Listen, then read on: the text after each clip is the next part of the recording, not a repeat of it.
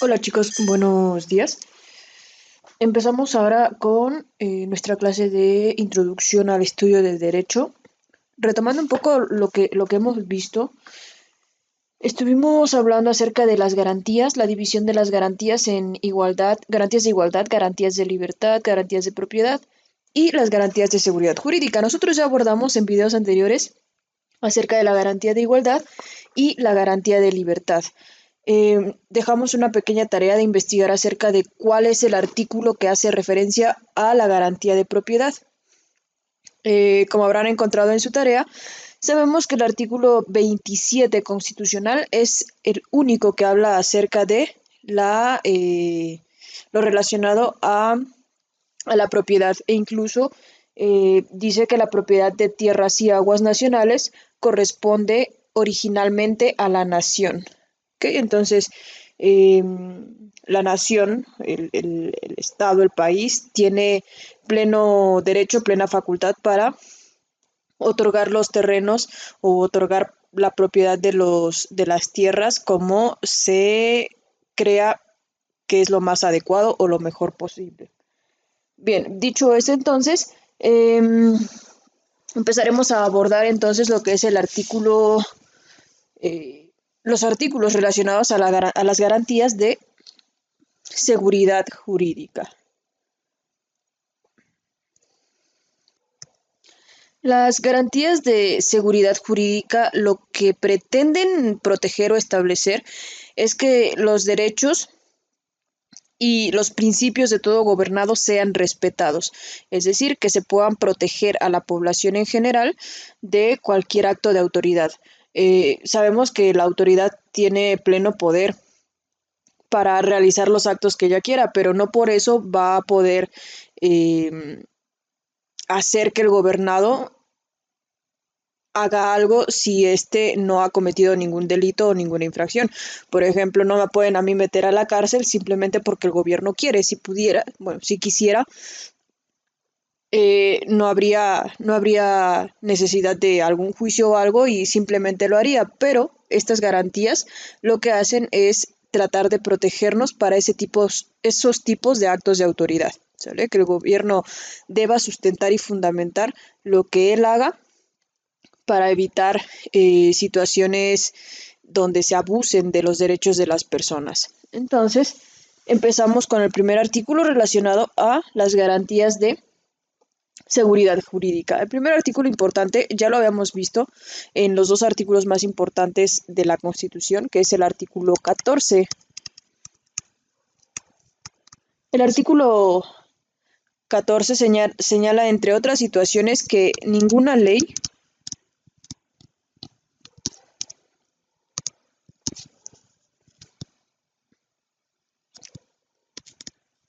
tendrá o se le dará efecto retroactivo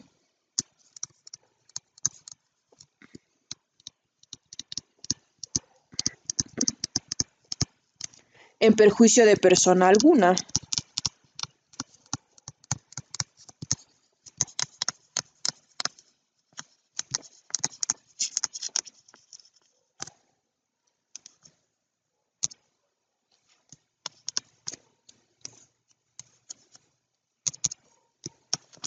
Es decir, ¿a qué se refiere este texto que suena como un poco complejo? El efecto retroactivo quiere decir que se aplique una ley antigua y en perjuicio quiere decir que dañe a una persona. Por ejemplo, imagina que esta persona cometió un delito en el 2015. ¿Sale? Es una suposición para que comprendamos un poco mejor este concepto. Esta persona cometió un delito en el 2015. En el 2015, la pena por cometer el delito que él había hecho, por ejemplo, robo. Imaginemos que en esos años el delito de robo se castigaba con 20 años de cárcel.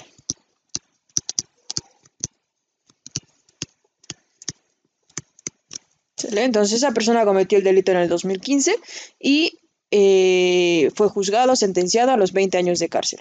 Ahora, sucede que en el 2020, por ejemplo, imaginemos que ese delito de robo ahora aumenta el, eh, la punibilidad o el tiempo de cárcel a 30 años, supongamos. Entonces, no pueden hacer que esta persona pague 30 años de cárcel cuando su delito fue cometido en una fecha antigua. ¿Sale? Lo mismo sucedería, por ejemplo, si hubiese cometido el delito en años anteriores y que el delito fuese castigado con más tiempo de cárcel, por ejemplo, en el 2013. Y en el 2013 el delito de robo se castigaba con 50 años de cárcel, por ejemplo. Entonces, no pueden hacer que esta persona cumpla más años de cárcel, simple y sencillamente por aplicarle una ley antigua o inclusive una ley posterior. Esa es la retroactividad, ¿sale? Que se le aplique a una persona una ley que no tiene nada que ver con ella en relación al tiempo, ¿vale? Entonces, es eso la retroactividad. Caso curioso que funciona en el derecho es que si le beneficia, entonces sí se puede realizar este tipo de situaciones. Por ejemplo, quedamos que había cometido el delito en el 2015, le daban 20 años de cárcel. Si después sucede que el delito en el 2018, por ejemplo, disminuye a 15 años de cárcel, aquí no le perjudica, como te puedes dar cuenta, son 20, 15, le restan 5 grandes años. Entonces, en este caso sí se puede aplicar la retroactividad y se le puede juzgar a esa persona con menor tiempo. ¿Sale? Cuando le beneficia, sí funciona la retroactividad de la ley. Cuando le perjudica, no. ¿Vale? Entonces, retroactividad, recapitulando, retroactividad es aplicar una ley que perjudique o que dañe a una persona. También habla el artículo 14 sobre una cuestión muy importante. Dice que nadie puede ser privado de la vida,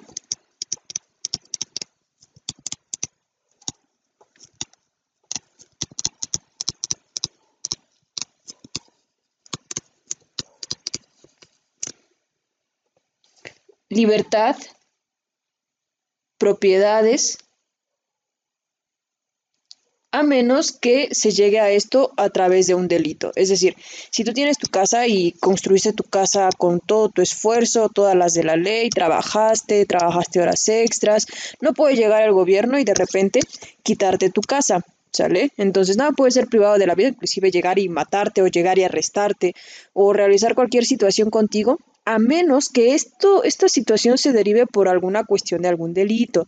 Entonces, si cometiste un delito, por ejemplo, los narcotraficantes, que luego hacen millones y millones eh, con cuestiones ilícitas, entonces en ese caso sí, por eso es que luego están los decomisos y todo ese tipo de situaciones de sus bienes, ¿sale? Entonces, nadie puede ser privado de la vida, la libertad o inclusive de sus propiedades a menos que sea por algún delito. Si cometiste algún delito, obviamente no puedes disfrutar de ese tipo de situaciones porque todo fue cometido con base en actos ilícitos. Otra de las situaciones que marca este artículo es acerca de las sentencias. Una sentencia lo que busca es finalizar un conflicto. A grandes rasgos, en cuestión general, eso es lo que hace una sentencia. Finalizar un conflicto. Los únicos que están facultados para elaborar sentencias son los organismos o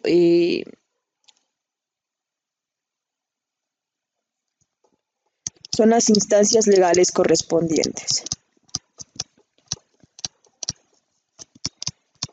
No puede llegar una persona que nada tiene que ver con las cuestiones legales a decirte, es que yo hice por mi parte una sentencia y tienes que cumplirla.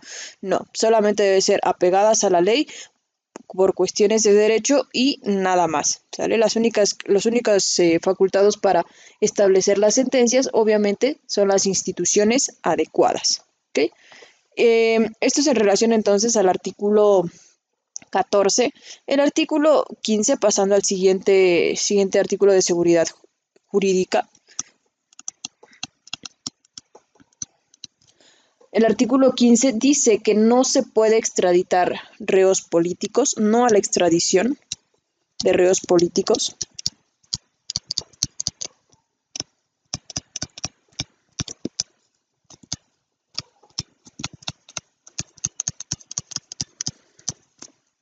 ¿Qué es la extradición? Es mandar a juzgar a una persona de un país, imagina que esa persona es de México, y la mandan a juzgar a Francia, por ejemplo.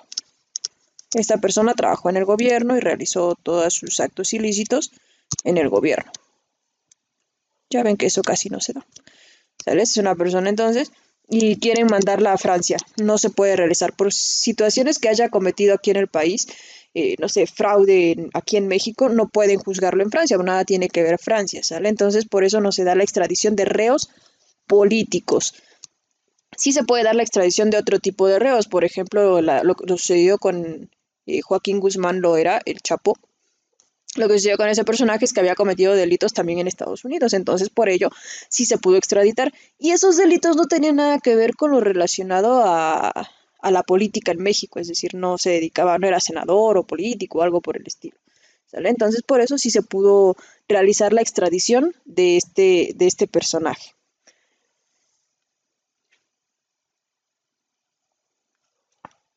El siguiente artículo relacionado a las garantías individuales es el artículo 16, que menciona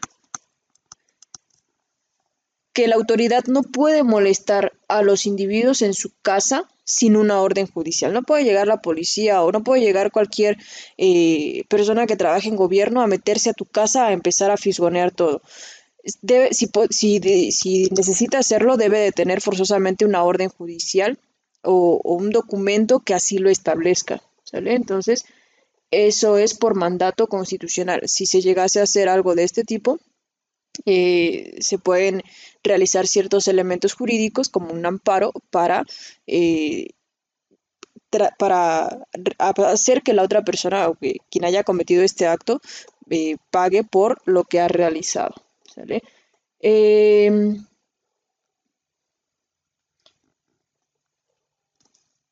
El siguiente artículo relacionado es el artículo 17 constitucional. Dice que nadie puede hacer justicia por propia mano. Es decir, pues es que el vecino llegó y me golpeó, entonces yo voy a ir y voy a romperle sus ventanas de su casa, las ventanas de su auto, le voy a ponchar las llantas y voy a hacer y deshacer en su casa. No, ¿sale? Toda situación de violencia, toda situación ilegal, por llamarlo de alguna manera, que se cometa en tu contra, la debe perseguir una persona apta para ello, el Estado, el gobierno, las leyes y todas las autoridades que tenemos para ese tipo de situaciones. ¿Por qué se hace esto? Porque si no va a ser un desastre, un revoltijo en la impartición de justicia. Pues tú me hiciste esto, pues yo voy y lo hago, y el rato llega y me hace otra cosa a mí y así no la pasamos. Entonces, el único que puede dirimir este tipo de conflictos o situaciones es todo apegado a la ley para evitar este tipo de sanciones. ¿Sale? Otra de las cuestiones que marca el artículo 17 es que nadie puede ser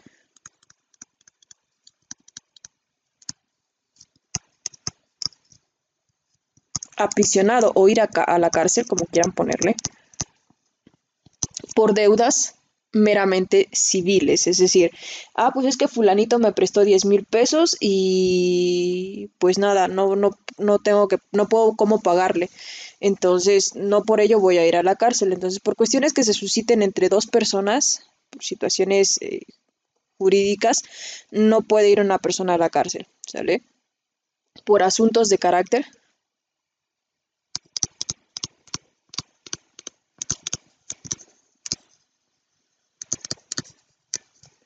Aunque puede suceder ciertas situaciones en las que, por ejemplo, dos personas, una le pide a la otra, no sé, 50,000 pesos y le dice, sí, te voy a pagar al fin de mes.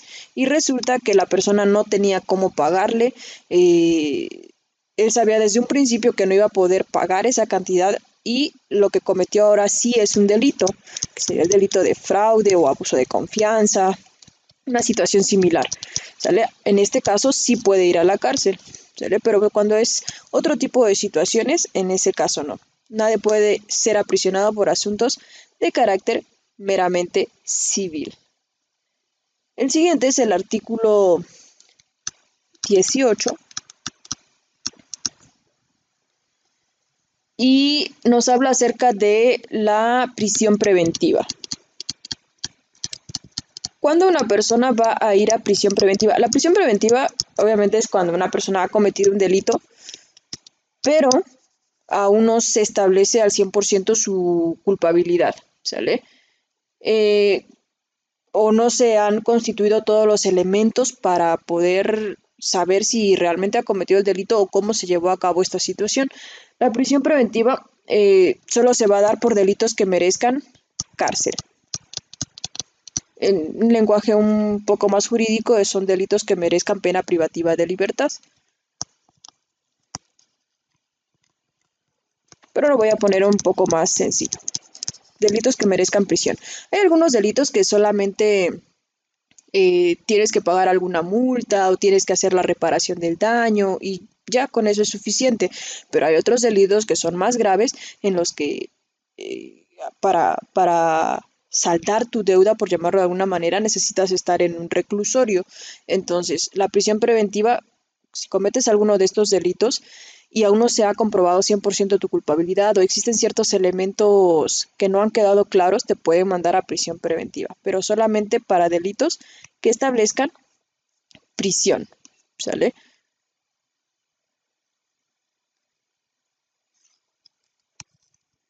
Por ejemplo, tenemos a Juan. Juan cometió el delito de homicidio,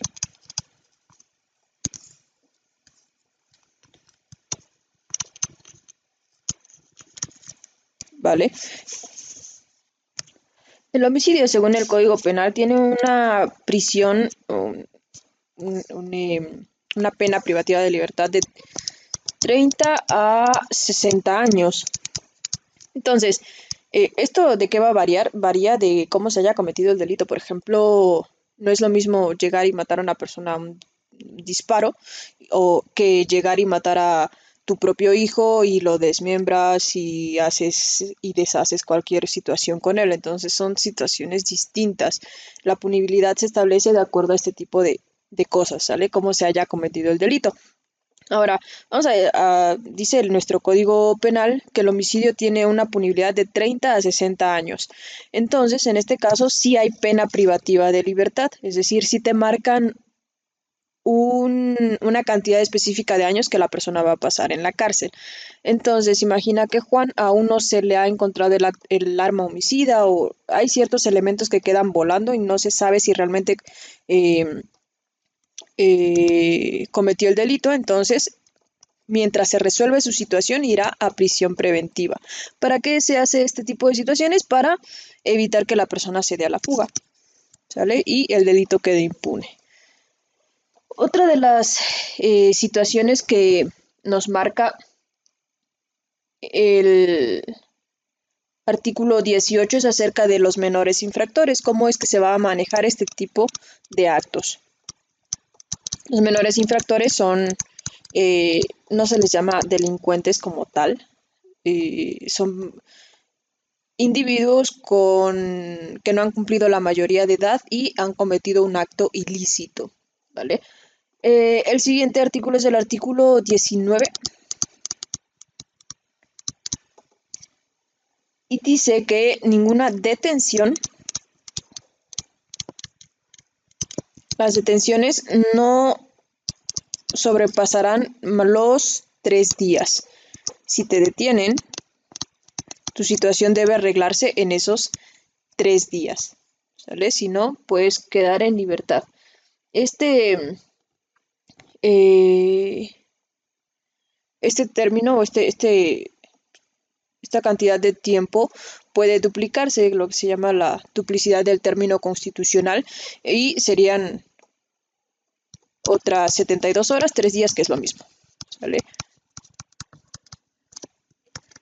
Entonces, cuando te detiene la policía cometiendo alguna situación ilícita, tiene 3 días para eh, resolver tu situación jurídica y si el Ministerio Público lo cree conveniente, puede hacer la duplicidad del término constitucional para tener más tiempo y aclarar esa situación, ¿vale?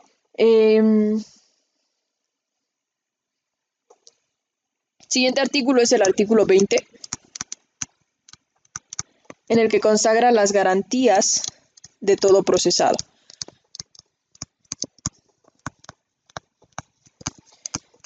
Es decir, te detienen y no por eso te van a tratar como animal. O sea, te detienen y deben de tratarte como persona. Aunque hay algunos delitos, algunas personas que cometen ciertos delitos que no merecen ser tratados como tal, pero bueno, ese ya es otro asunto. Este artículo 20 consagra entonces cómo debe tratarse a la persona y cuáles son los derechos y lineamientos que deben de seguirse al momento de realizar alguna detención. ¿Recuerdas el caso de Florence Cassés? Gran parte de su situación se derivó en que sus garantías no estuvo, bueno, gran parte de estas garantías no fueron respetadas al pie de la letra y es por eso que después pudo solicitar el amparo y quedar en libertad. La primera garantía que tiene, o el primer derecho que tiene toda persona que esté sometida a un proceso, es, si es que es posible, la libertad bajo fianza. Si es que es posible, no vas a querer, pues es que maté a 5 personas, apuñalé a otras dos, me metí a una casa mientras me escapaba, golpeé a otras 5 personas y me di a la fuga y hubo resistencia, pero quiero mi libertad bajo fianza. Obviamente no funciona así, solamente es en ciertos delitos, ¿vale? La persona tiene derecho a no declarar en su contra, es decir, no puede llegar a decir, vengo a declarar o declaro que yo soy el culpable, no hay nadie más, soy el responsable.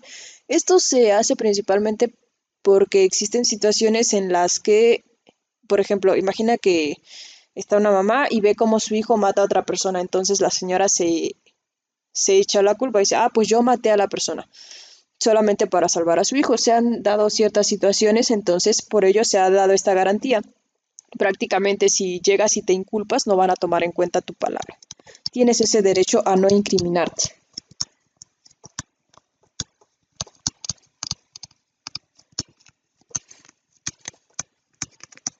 Otro de los derechos o garantías es conocer el delito por el cual se le acusa y quién lo acusa. O sea, le debes saber, obviamente, cuando te echan la culpa de algo, tú debes de saber qué hiciste y quién dice que lo hiciste para que puedas defenderte. ¿Vale? Entonces, derecho a conocer el delito del que se acusa y quién acusa. La siguiente garantía, derecho a tener careo con los testigos que declaren en contra, derecho a tener testigos que declaren en contra. El careo consiste en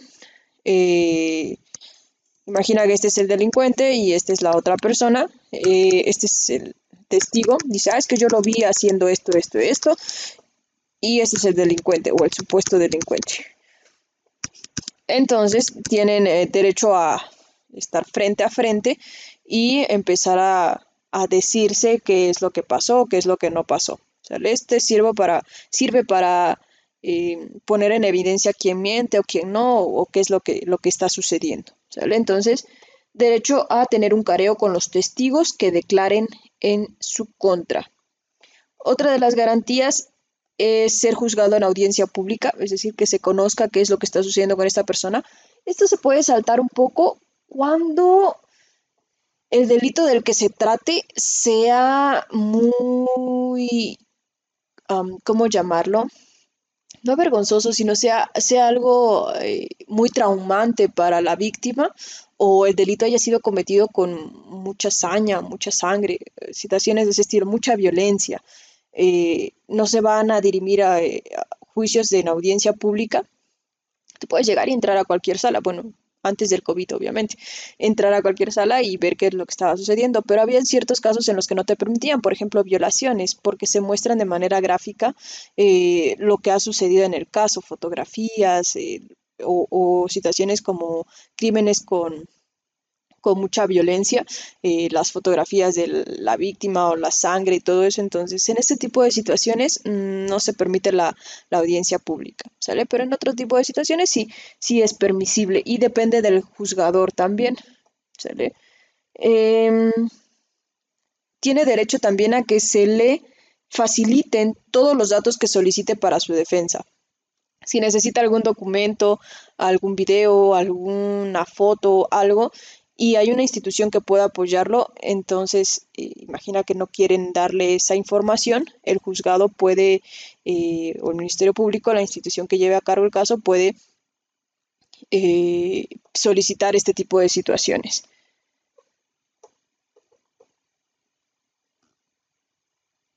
No se puede prolongar la prisión por situaciones de dinero.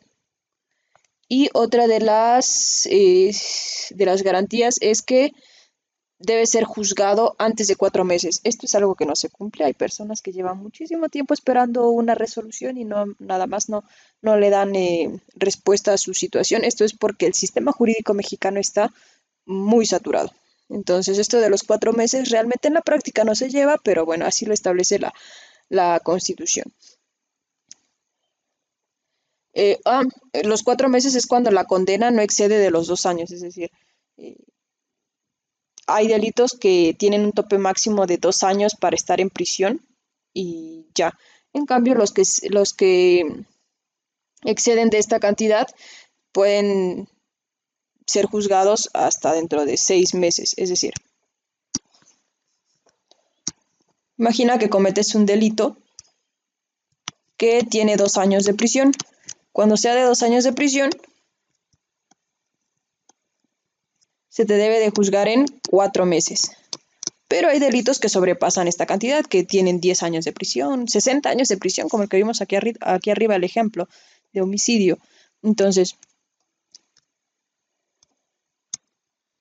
cuando se da esa situación, imagina que este delito tiene 10 años de prisión, entonces te pueden juzgar hasta en 6 meses. Pero reitero, este tipo de situaciones no se da muy bien en la práctica porque el sistema jurídico mexicano está un tanto cuanto saturado, ¿sale? Entonces, así es como funciona.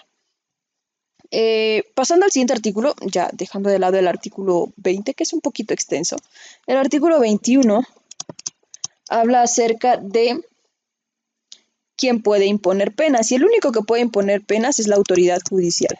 Ya habíamos visto quiénes pertenecen a la autoridad judicial. Recuerdan que vimos la división de poderes, ejecutivo, legislativo y judicial. Quienes pertenecen al poder judicial son los únicos que pueden imponer penas. Y el único que puede perseguir delitos es el Ministerio Público, ¿sale? No va a perseguir un delito alguna otra institución, la Comisión de Derechos Humanos o alguna otra, o tú que te crees detective y quieres perseguir un delito.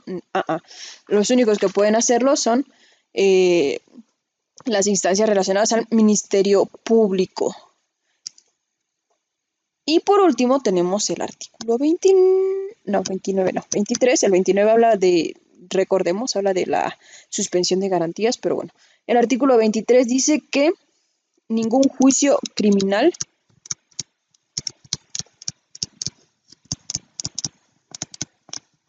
puede tener más de 3 instancias. ¿Qué quiere decir esto? Que ningún juicio o ningún delito puede ser juzgado por 3 entidades diferentes. ¿Sale? Te juzga aquí. Si no te convence la sentencia que te dieron, te puedes ir a un organismo mayor para que puedan revisar tu caso, y si aún no te convence, la última revisión y lo que te digan es lo que debes de acatar, ¿sale? Entonces ningún juicio criminal puede tener más de 3 instancias. Juzgados de distrito, tribunales colegiados de circuito y la Suprema Corte de Justicia de la Nación, que es donde llegan los asuntos ya para resolverlos en última instancia, ¿sale? Entonces, prácticamente funciona de esta manera. Y pues nada, hasta acá dejamos entonces nuestro video de hoy. Ya sabes, tomas tus apuntes y realizas la actividad que ya habíamos mencionado anteriormente, lo de los dibujos. Igual, son varios artículos los de eso y son muchas cosas por colocar, entonces con que tomes tu apunte lo mejor posible es suficiente, ¿vale? Nos estamos leyendo entonces por WhatsApp y cualquier duda, coméntame y lo estamos checando, ¿vale?